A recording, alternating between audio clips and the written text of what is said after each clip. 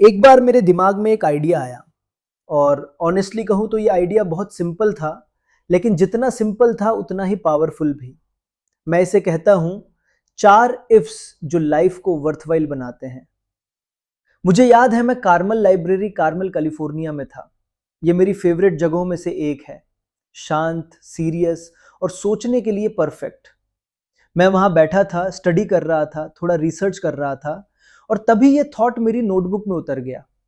मैंने सोचा, लाइफ में लोग इतनी बड़ी बड़ी बातें करते हैं, हैप्पीनेस, सक्सेस, पीस, पर्पस, लेकिन असल में डेली लाइफ में हम कंफ्यूज होते हैं, मैं कर क्या रहा हूं। और फिर एक दिन आप अचानक महसूस करते हैं टाइम निकल गया पर ग्रोथ नहीं हुई। तो मैंने अपने लिए एक सिंपल फिल्टर बनाया। अगर लाइफ को वर्थवाइल बनाना है तो बस 4 चीजें चाहिए, 4 इफ्स।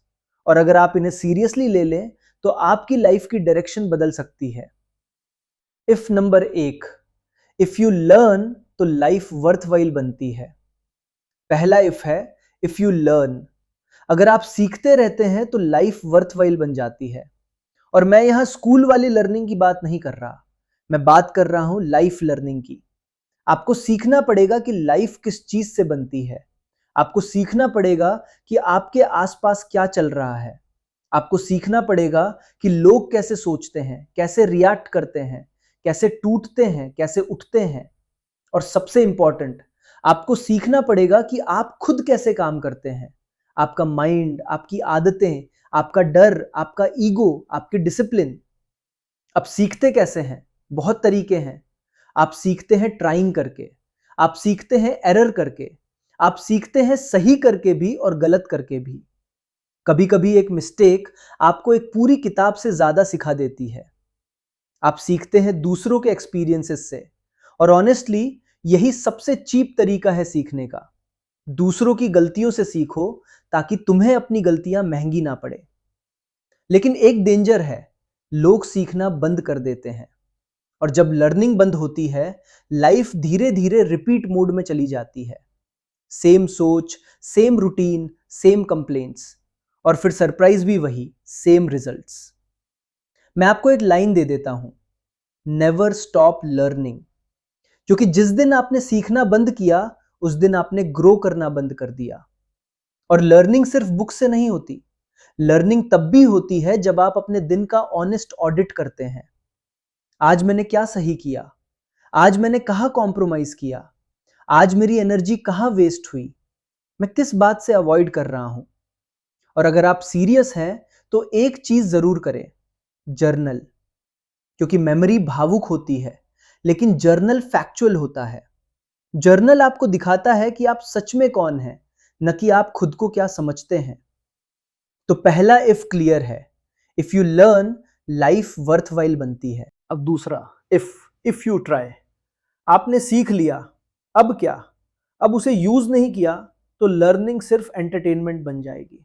बहुत लोग सीखते हैं, सुनते हैं, वीडियोस देखते हैं, कोट्स सेव करते हैं और फिर कुछ नहीं करते। वो लर्निंग को फील गुड बना देते हैं, पर लर्निंग का पर्पस फील गुड नहीं है। लर्निंग का पर्पस है डू बेटर। इसलिए दूसरा इफ है ट्राई। ट्राई का मतलब है जो आइडिया आपके पास है उसे ग्राउंड पर उतारो।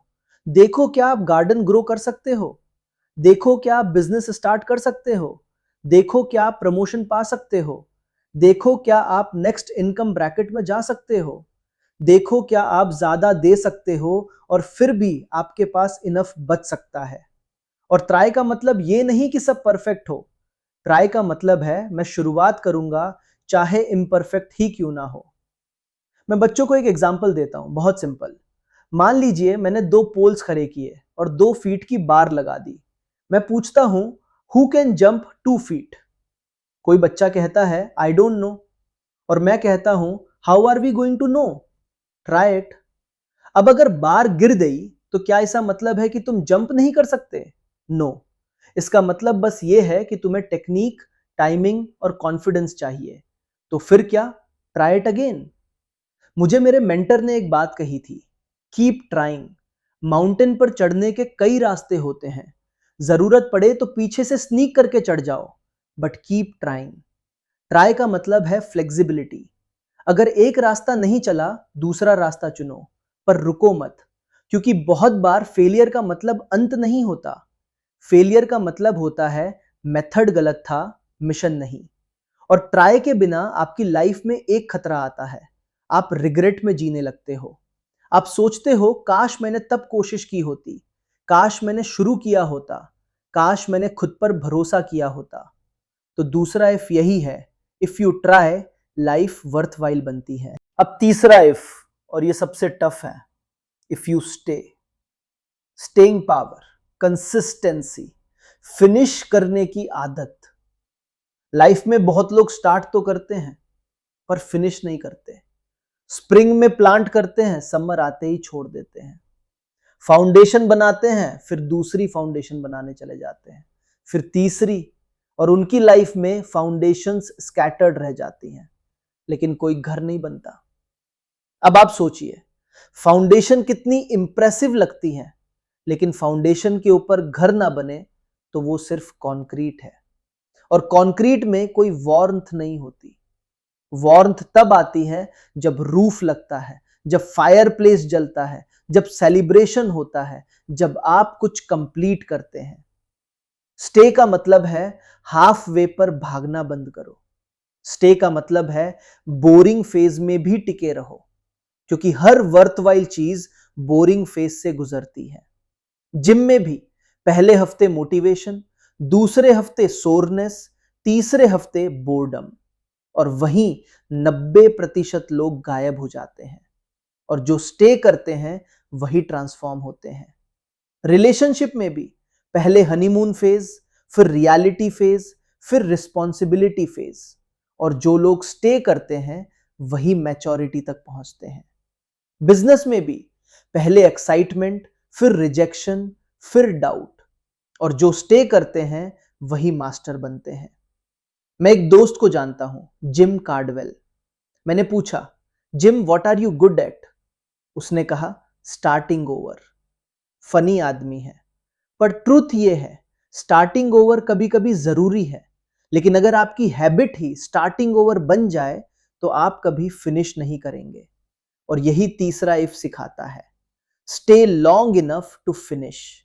सेलिब्रेट फिनिशिंग समथिंग, क्योंकि फिनिशिंग आपको सेल्फ रिस्पेक्ट देती है, और सेल्फ रिस्पेक्ट आपकी आइडेंटिटी बदलती है, और आइडेंटिटी बदलती है तो डेस्टिनी बदलती है। तो तीसरा if you stay, life worthwhile बनती है। अब चौथा इफ यू केयर। ह्यूमंस की सबसे इनक्रेडिबल कैपेसिटी है केयर करना। केयर का मतलब है आपकी लाइफ सिर्फ आपकी नहीं है। केयर का मतलब है आप इम्पैक्ट चाहते हैं, मीनिंग चाहते हैं, कनेक्शन चाहते हैं। केयर का मतलब है आप चीजों को जो हो गया कहकर छोड़ते नहीं, आप बेहतर बनाने की जिम्मेदारी लेते हैं। और मैं आपको सच बताता हूं, अगर आप केयर करते हैं थोड़ा भी, रिजल्ट्स आते हैं। लेकिन अगर आप केयर इनफ करते हैं तो रिजल्ट्स इनक्रेडिबल होते हैं। क्यों? क्योंकि केयर आपकी एनर्जी बढ़ा देता है। केयर आपको सुबह उठने का रीजन देता है। केयर आपको एक्सक्यूजेस से बाहर निकालता है। केयर आपको डिसिप्लिन देता है। मोस्ट लोग केयर नहीं करते, वो बस रिएक्ट करते हैं। उनका मूड इकोनॉमी पर डिपेंड करता है, उनका कॉन्फिडेंस लोगों की ओपिनियन पर डिपेंड करता है, उनका डिसिप्लिन कंफर्ट पर डिपेंड करता है। लेकिन केयरिंग पर्सन अलग होता है। वो कहता है, मैं अपने काम की क्वालिटी बढ़ाऊंगा, चाहे कोई देखे या ना देखे। मैं अपने परिवार के लिए बेटर बनूंगा। मैं अपने माइंड को स्ट्रॉन्गर बनाऊंगा। मैं अपनी हेल्थ को प्रायोरिटी दूंगा। मैं अपने गोल्स को सीरियस लूंगा। केयर का एक मतलब यह भी है कि आप दूसरों को भी मैटर कराते हो, आप लिसन करते हो, आप अप्रिशिएट करते हो, आप प्रेजेंट रहते हो।